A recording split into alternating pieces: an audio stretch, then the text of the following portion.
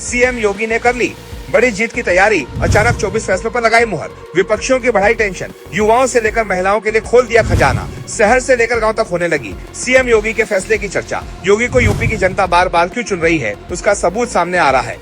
योगी जो बोलते हैं वो करके भी दिखाते हैं। चुनाव को लेकर हर पार्टी अपना पूरा जोर लगा रही है, नए नए दांव खेले जा रहे हैं। इन सब के बीच सीएम योगी ने कुछ ऐसा कर दिया जिसके बाद विपक्ष के होश फिर से उड़ गए हैं। गांव गांव तक सीएम योगी के इस फैसले की चर्चा हो रही है। लोग तो ये भी बोल रहे हैं कि योगी ने अपने इस एक फैसले से चुनाव को अपने नाम कर लिया है।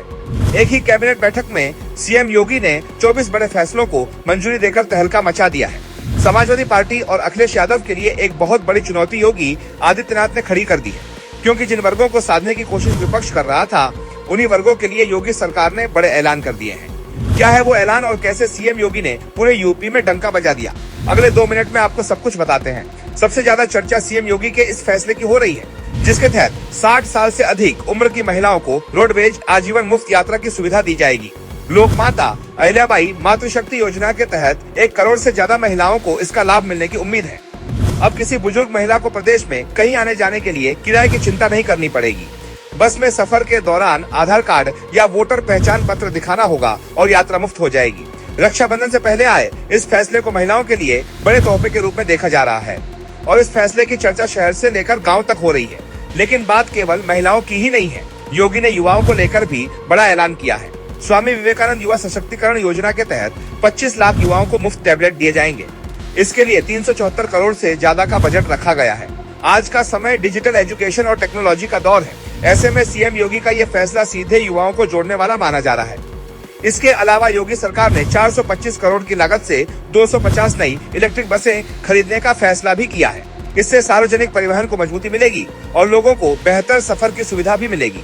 औद्योगिक विकास के मोर्चे पर भी सरकार ने बड़ा दांव खेला है। सुल्तानपुर में 272 करोड़ से integrated manufacturing and logistics construction विकसित करने की मंजूरी दे दी गई है।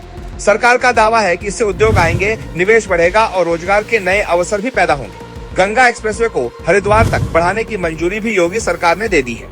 सरकार ने धार्मिक और आर्थिक दोनों को देखते हुए ये बड़ा कदम उठाया है।